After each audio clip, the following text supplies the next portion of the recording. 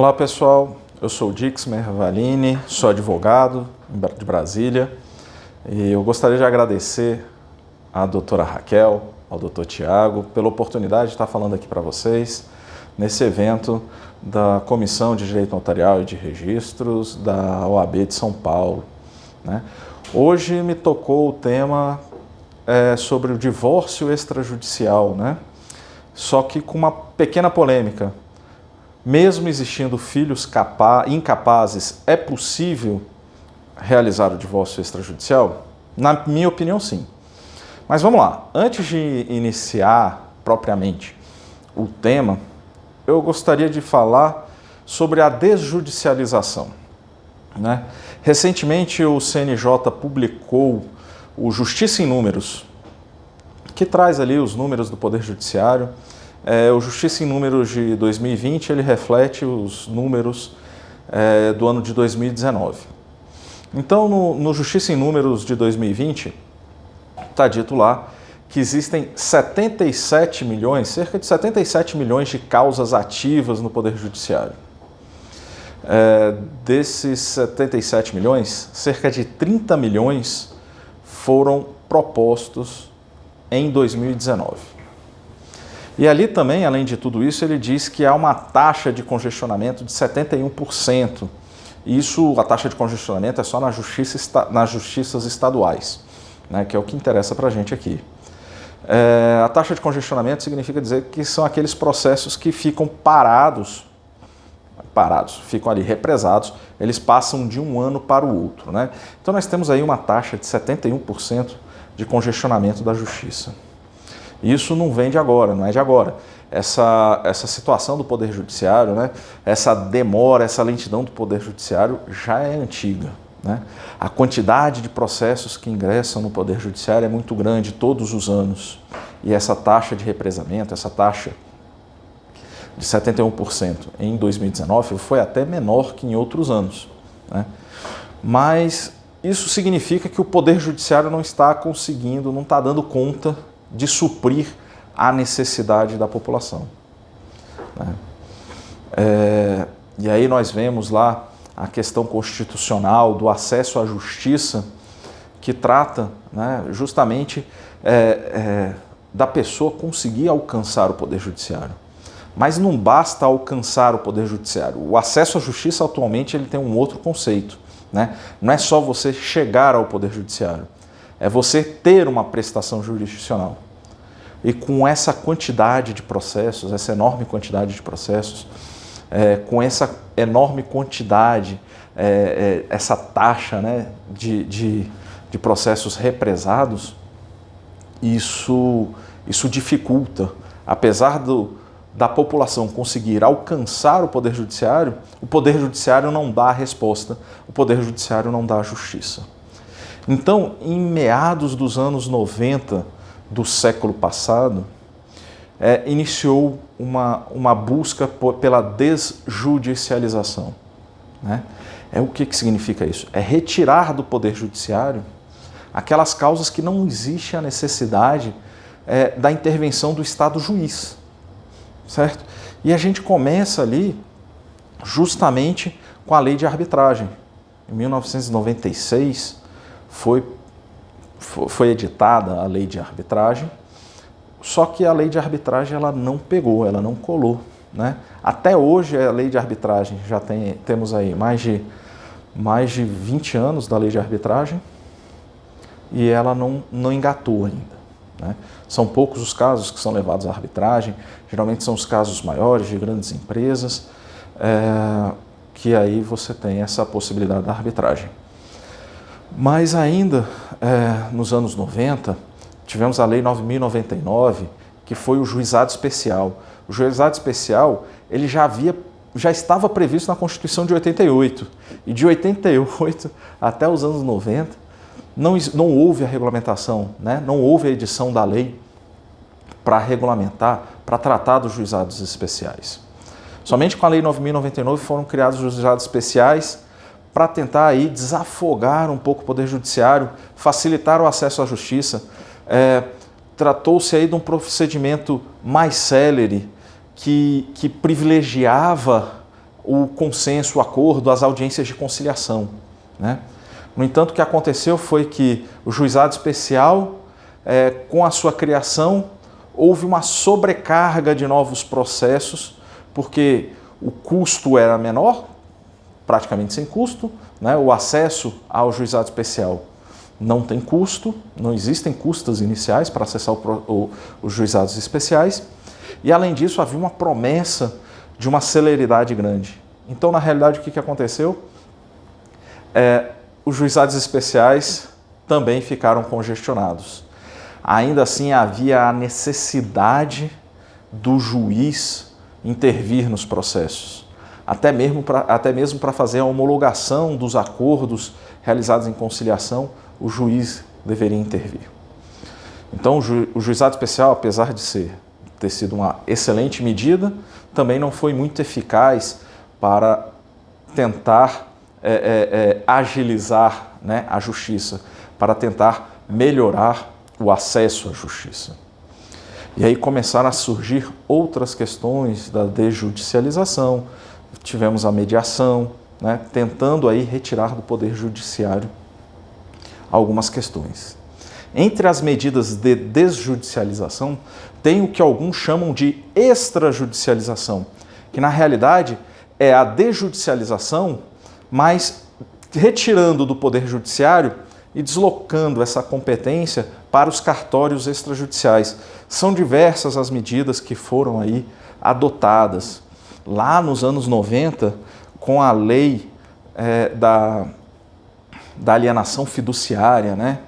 Então, aquela lei da alienação fiduciária de 1997, nós tivemos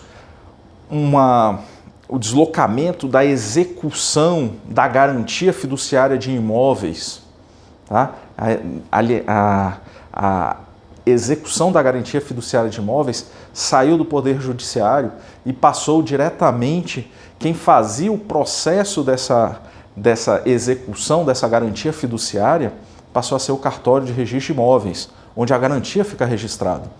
Então houve uma transposição aí de um processo executivo de garantia, né, saindo do Poder Judiciário, porque não haveria necessidade. Com a alienação fiduciária, o credor ele pode ter a consolidação da propriedade fiduciária realizada diretamente de forma extrajudicial, muito mais célere, muito mais efetiva. Tanto foi isso que o boom da comercialização de imóveis ocorreu aí no início desse século, nos anos 2000, até meados da década de 2000, né? da década até 2005, 2006, 2007, nós tivemos aí um boom da negociação de imóveis. Isso facilitou porque o credor passou a ter mais garantias. A garantia do credor passou a ser mais efetiva porque ele conseguiria executar essa garantia diretamente no cartório extrajudicial de uma forma mais célere e menos custosa. Perfeito? E muitos outros foram acontecendo. Muita extrajudicialização ocorreu desses tempos para cá, né? Nós podemos citar aí o caso com o novo Código de Processo Civil da uso capião extrajudicial, que se processa uso capião diretamente no cartório de registro de imóveis, né? Também no registro de imóveis. Temos aí o caso da retificação de registro civil sem a necessidade de registro civil de pessoas naturais, né? Retificação em determinadas situações do registro civil, da certidão de nascimento, certidão de óbito, certidão de casamento, sem a necessidade da intervenção do juiz. A retificação também do registro de imóveis sem a necessidade da intervenção do juiz, que até então era necessário, né? Mais uma lei de 2007, a 11441, trouxe uma grande inovação, né, no ordenamento jurídico brasileiro, que foi essa lei 11441, 11.441 de 2007, ela previu o divórcio, a separação, o divórcio e o inventário extrajudiciais. Desde que consensuais, você não necessitaria mais da intervenção do Estado, não necessitaria mais da intervenção do juiz. As partes os interessados poderiam diretamente se dirigir a um cartório de notas e no cartório de notas lavrar uma escritura pública de divórcio, separação ou inventário. E essa escritura pública é o título hábil para todos os efeitos, né, da separação, do divórcio e do inventário. No caso, a gente vai tratar aqui do divórcio e é o título hábil, inclusive, para ir no registro civil, para fazer a verbação do divórcio, para ir no registro de imóveis, para fazer a partilha do bem, ou até mesmo no Detran, onde quer que exista o bem. E até mesmo é título hábil para se levar no banco, numa instituição financeira e fazer a partilha dos valores na instituição financeira. Perfeito? Então, o divórcio extrajudicial e o inventário, eles trouxeram uma cara nova, uma roupagem nova, né?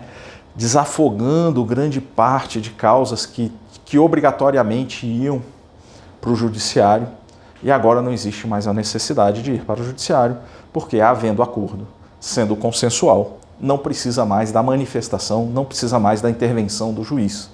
As partes passam a poder fazer o inventário, o divórcio e a separação diretamente no cartório de notas. No entanto, especificamente no que diz respeito ao divórcio, né, a Lei 11.441, ela trouxe uma restrição. É possível fazer o divórcio extrajudicial desde que não existam filhos menores ou incapazes do casal. Tá? No novo Código de Processo Civil de 2015, traz a mesma disposição, só que ele aperfeiçoou um pouco a redação, porque além da separação e do divórcio, o Código de Processo Civil trouxe também a dissolução de união estável.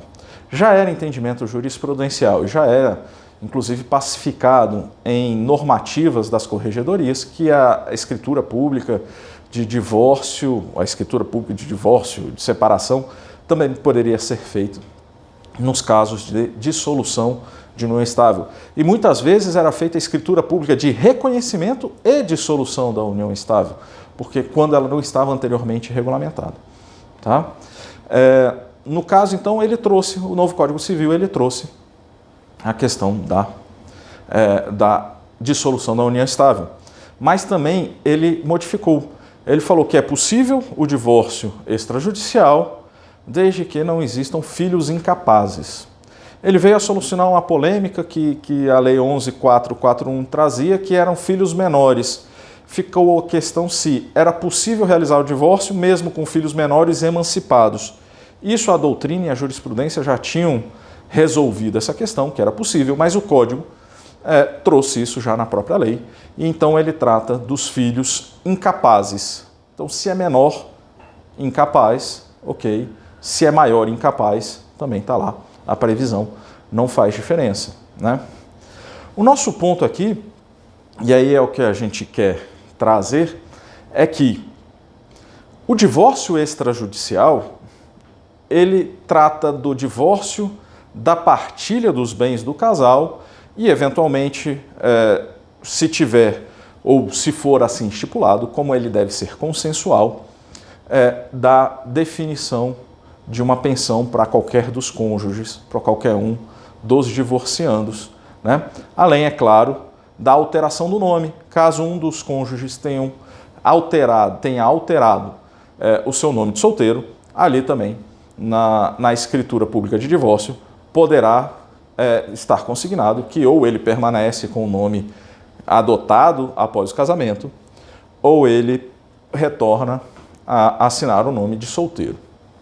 Perfeito? Isso aí é bem tranquilo. Mas a gente tem a restrição legal de que é permitido o divórcio extrajudicial desde que não existam filhos incapazes. E aí vem a grande polêmica, né? Por que existe esta restrição? A restrição com relação aos filhos incapazes, ela na realidade, ela visa, o objetivo da norma é proteger o direito do incapaz, é proteger o direito do filho incapaz. Então, assegurando ali, por se tratar de um direito indisponível, a norma prevê, a lei prevê, que só quem pode tratar desse assunto, só quem pode decidir sobre esse assunto é o juiz, né? E aí a gente vai traçar algumas considerações a esse respeito. Por exemplo, a Constituição, com a emenda constitucional 66, o legislador constituinte derivado, evidentemente por ser uma emenda constitucional, ele tratou de facilitar o divórcio. Hoje, após a emenda 66, a Constituição determina que o divórcio ele pode ser o divórcio direto, independente de qualquer condição. Antes da emenda de 66, havia aquela previsão que a pessoa somente podia se divorciar depois de passado 1 ano da separação judicial ou 2 anos da separação de fato. Então percebe-se aí uma clara, uma nítida intenção de facilitar o divórcio. Há uma nítida intenção do legislador constituinte derivado de facilitar o divórcio. Não há dúvida que o divórcio extrajudicial é um facilitador do divórcio, porque aí não dependeria mais da intervenção do juiz e não entraria naquela fila, naquele acúmulo de processos, né, que você faria, mesmo consensual, ficar aguardando o tempo do juiz para o juiz decidir sobre o seu divórcio.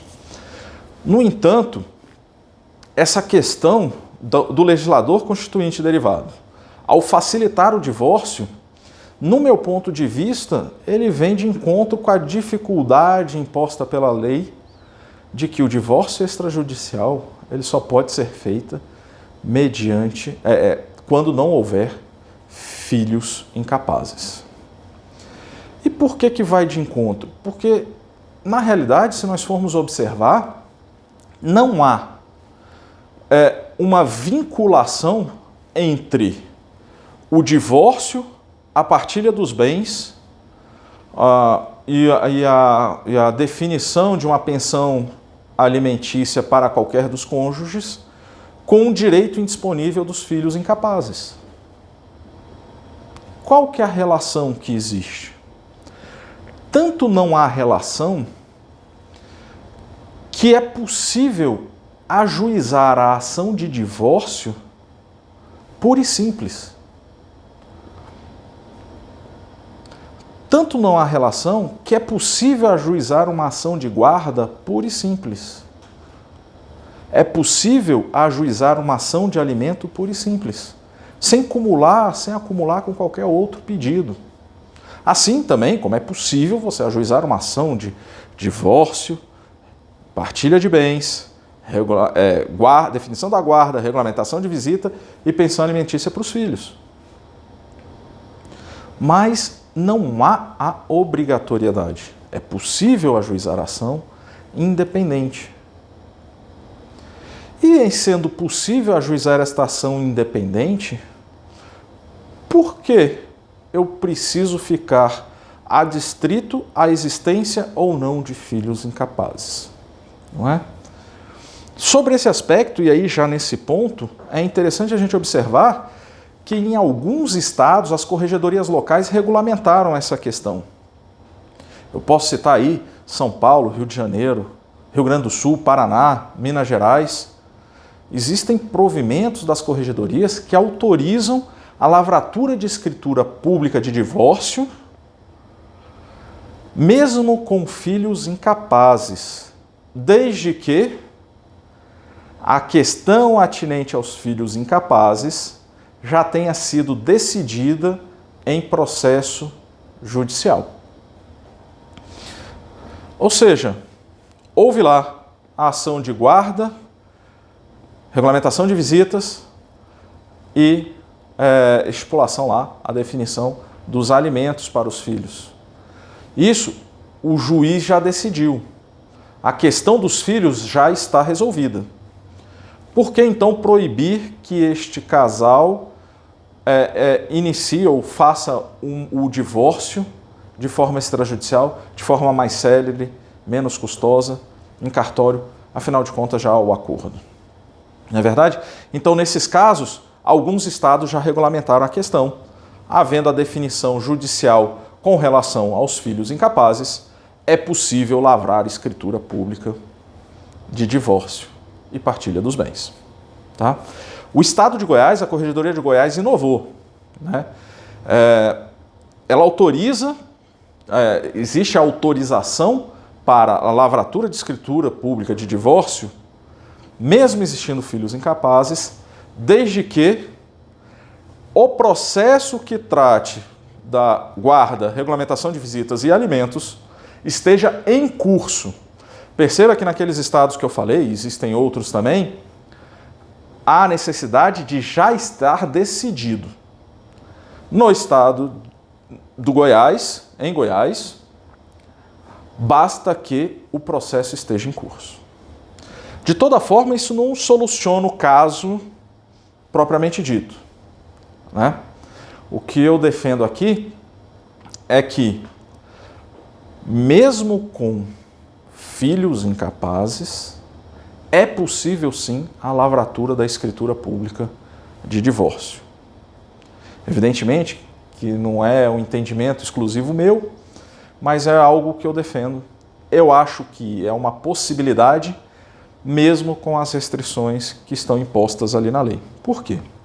Como eu disse, é possível ajuizar uma ação de divórcio, independente dos filhos. Eu resolvo o problema do meu divórcio, está resolvido.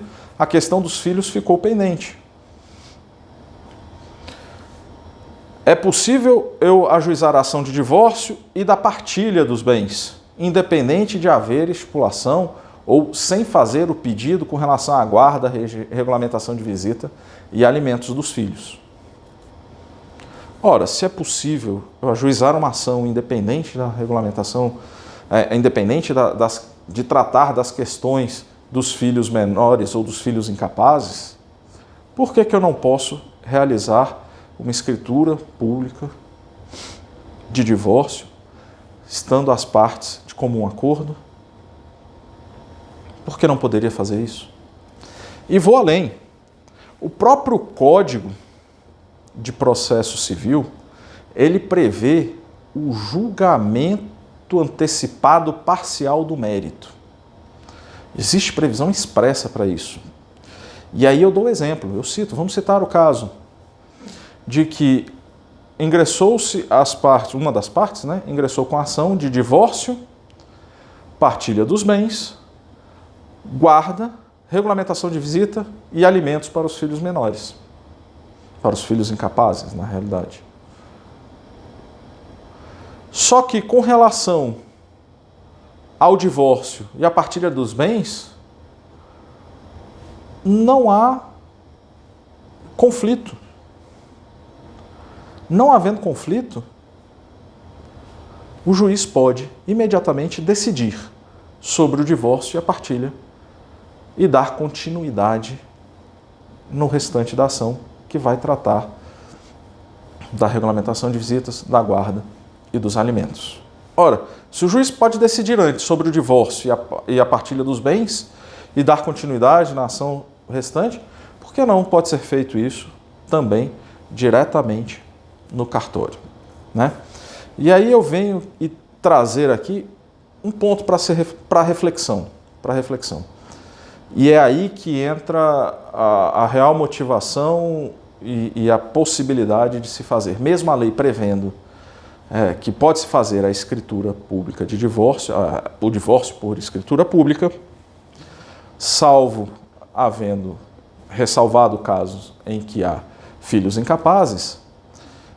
A gente volta lá para quando eu disse do real objetivo da norma. O real objetivo da norma é proteger o direito dos incapazes, é proteger o direito indisponível dos incapazes, dos filhos incapazes. Mas observem que o divórcio e a partilha dos bens, em nada, absolutamente nada, interfere no direito indisponível dos filhos incapazes. Então, se o real objetivo da norma é proteger o direito indisponível dos incapazes, a norma ela deve ser interpretada, a lei deve ser interpretada da seguinte forma: é possível que os cônjuges, que os divorciandos, façam escritura pública de divórcio e partilha dos bens, mas nessa escritura pública eles não podem tratar das questões atinentes aos filhos incapazes, por se tratar de direito indisponível e porque há a necessidade da intervenção do Estado juiz para esses casos. Então, se os direitos, se o divórcio e a partilha dos bens do casal é um direito disponível e pode ser tratado por escritura pública, por que não fazer? Por que não deixar consignado nessa escritura pública que, apesar de haver filhos incapazes, as partes querem, estão de acordo com o divórcio, estão de acordo com a partilha dos bens e que tratarão das questões referentes aos filhos menores, aos filhos incapazes, em ação judicial própria. Não há nenhum impedimento que faça isso. Não há nenhum impedimento que se interprete desta forma. O que a lei busca proteger é o direito indisponível dos menores. E para proteger o direito indisponível dos menores, dos filhos incapazes, na realidade, não menores, o direito indisponível dos filhos incapazes é não autorizar que se disponha sobre esses direitos em escritura pública.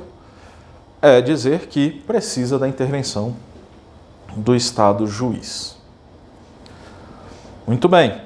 Então, nós temos esse cenário hoje em que é possível lavrar escrituras públicas de divórcio, mesmo tendo filhos menores, mesmo tendo filhos incapazes, de forma que,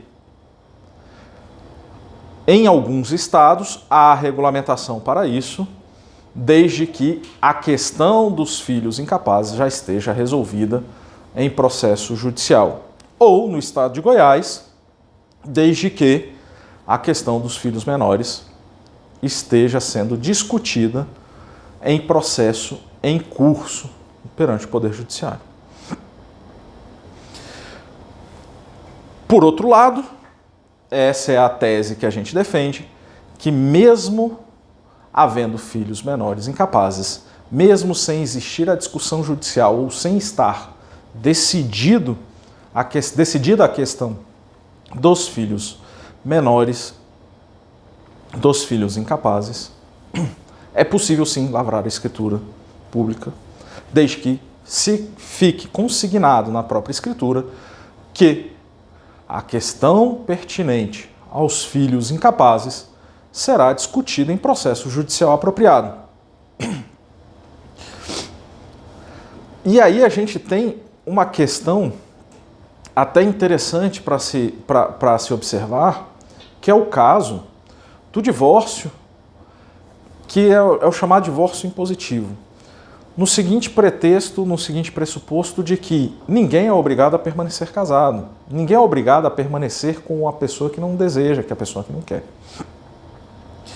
Então, o simples fato da pessoa querer divorciar já é o suficiente para o juiz decidir sobre o divórcio. Não existe hoje a possibilidade de um querer divorciar e o outro não. Fatalmente, o juiz decidirá pelo divórcio se uma das partes quiser. Então, havendo inclusive essa situação, com mais força ainda é possível a gente tratar do divórcio extrajudicial, independente da situação dos filhos.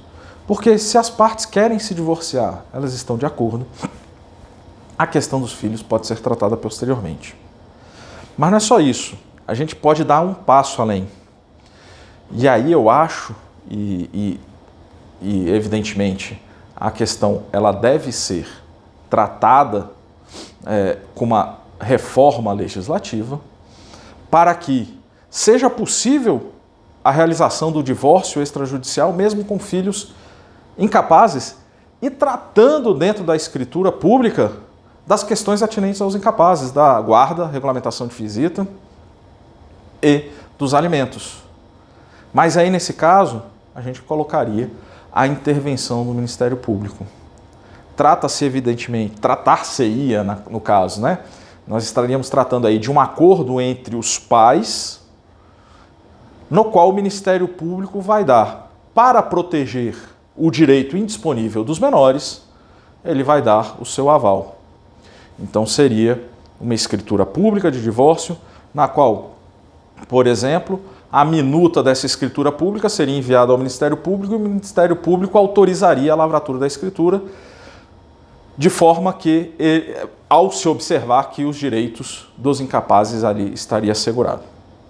Perfeito? Mas isso é uma evolução. Eu acho que a gente pode começar a brigar, a disputar, a tentar emplacar a tese de que, com a lei atual, é sim possível a lavratura de escritura pública de divórcio, mesmo existindo os filhos incapazes, desde que fique consignado que essa discussão vai ser resolvida no processo judicial. Não há impedimento para isso. Basta que a lei seja interpretada de forma que seja interpretada para que se entenda que aquela ressalva legal, aquela proibição legal é para se tratar dos assuntos dos menores na escritura pública de divórcio e partilha dos bens. Ok? Então, com essa ressalva, não se pode tratar na escritura pública dos direitos indisponíveis dos menores incapazes. Seria, sim, possível a lavratura da escritura pública de divórcio, mesmo tendo filhos incapazes, fazendo-se consignar na escritura pública que esse direito seria o direito dos filhos incapazes, seria discutido na ação apropriada, reservando ao Estado juiz a última palavra sobre o direito indisponível dos incapazes. Perfeito? Eu espero ter contribuído aqui com os debates.